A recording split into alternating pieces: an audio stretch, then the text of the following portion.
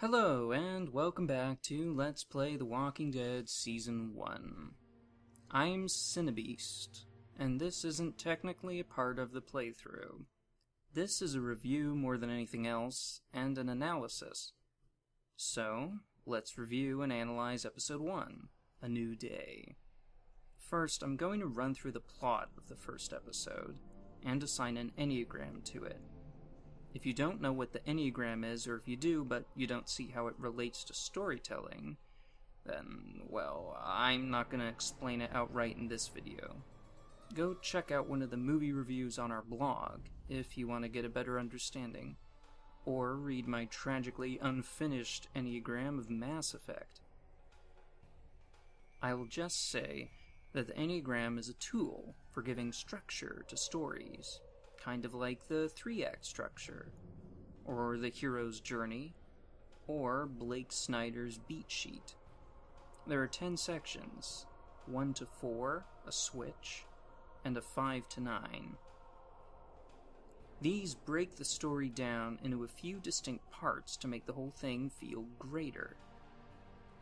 I haven't played a lot of video games that use an Enneagram, but The Walking Dead is so heavy on plot, I'm sure it's got one. So, let's do this by the numbers.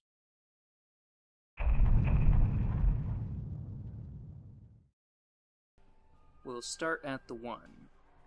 The 1 is the setup, the premise, the introduction. I'd say this concerns the whole scene in the car, where Lee is talking, or not talking, to the police officer. But it also concerns the aftermath, when the car crashes, and Lee needs to kill the officer. Don't make me do this! This is the premise of the episode and the franchise at large. Ordinary life is totally screwed up, and now there are zombies and stuff. There are also cool bits of foreshadowing for later in the game here, but I won't talk about those right now.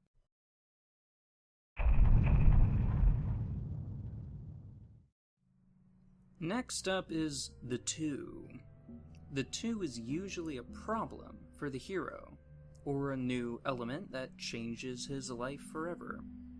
I guess you could say the zombie apocalypse has already changed his life, but I don't know. Zombies, walkers, are just a part of the scenery. They just happen to be scenery that will chew your face off. No. The 2 is the introduction of Clementine. When she saves Lee from the killer babysitter, she adds a whole new dimension to the story. From here on out, every action Lee takes will be motivated in some fashion by her and by what she represents, keeping hope alive in a world that's gone to shit. Before I get to the 3, which is a very tricky number in the Enneagram, I'll say that the 2 is a secondary component, a subplot, or a sub-theme or something. That secondary 2 is the theme of interacting with other survivors, which is personified by Sean, a good Samaritan. Yeah, a good Samaritan. a friendly, helpful survivor, and his father Herschel, who's, Get the fuck out of here! not so friendly.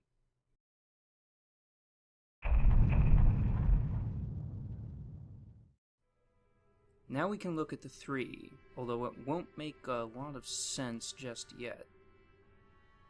The 3 is an element that comes in from the outside, and usually blindsides the hero in some way, plunging them into the 4, and it usually comes back as, or is reflected by, the 6.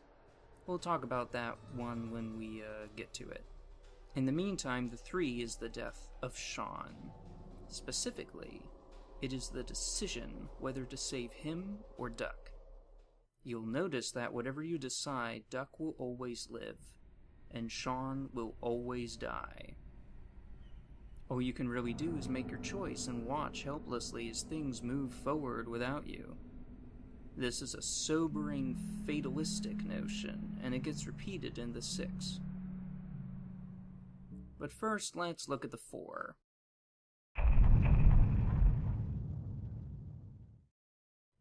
TheFour is usually the bulk of the story, the meat and potatoes, the part where the hero runs around and meets people and solves small problems. In this episode, TheFour is actually kind of short. It all concerns the drugstore. Meeting Lily's group, arguing with Larry, then walking and talking and checking in with people.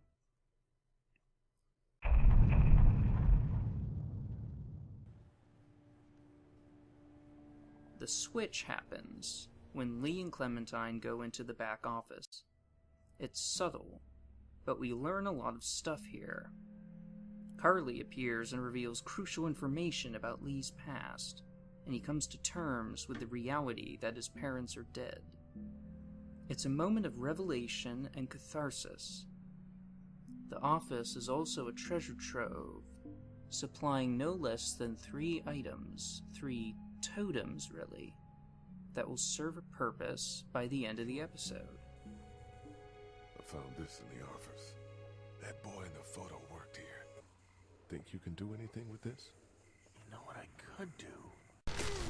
I found something!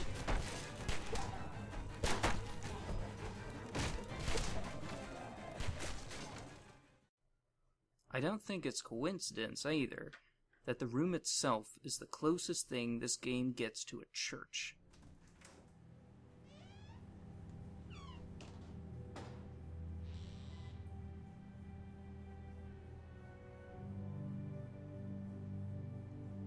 The haunting, beautiful music is like a funeral elegy, and the office even acts as a threshold to the pharmacy, where medicine and life can be found. It's a place of reflection and of transition. A transition to what? Well, among other things, it brings us into TheFive. TheFive is TheFour's counterpart. If the hero is struggling alone in TheFour, he'll be struggling with a team in TheFive, and vice versa. In this episode, TheFive really gets going when Lee and Carly team up to go rescue Glenn, who ropes them into raiding the motor inn to rescue someone else. Fighting walkers with a crew feels positively heroic compared to the bickering and arguing in TheFour. But then we get to TheSix, and things get fatalistic again.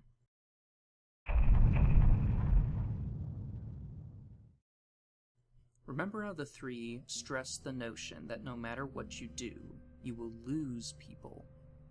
This is reinforced in TheSix in an even darker fashion.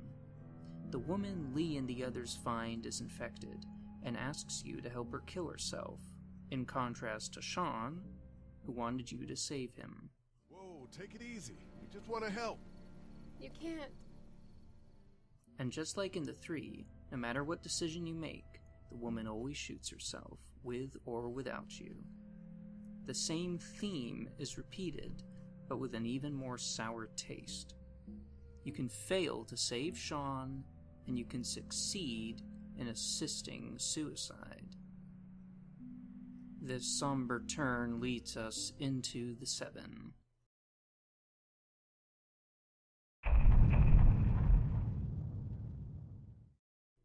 TheSeven is usually a key decision moment, but it can also be something more cathartic, a point of no return the hero must cross to reach the climax of the story.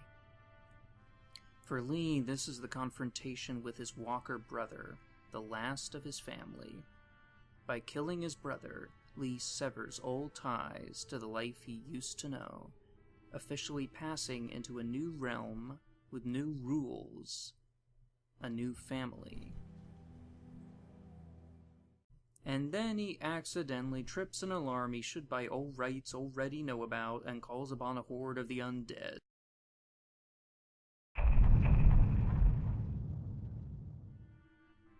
Which becomes TheEight, also known as the climax. Everything comes together here very quickly. The final totem from the office is put to use. Another life and death decision is made.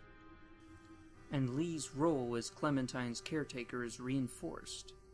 as is the secondary theme of dealing with other survivors. The bad kind. And the good kind.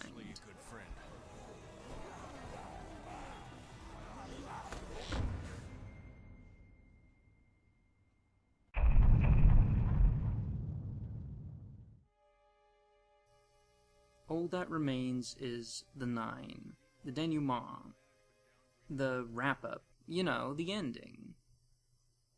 A few loose ends are tied, but others are left uncertain. And, of course, there's a cliffhanger.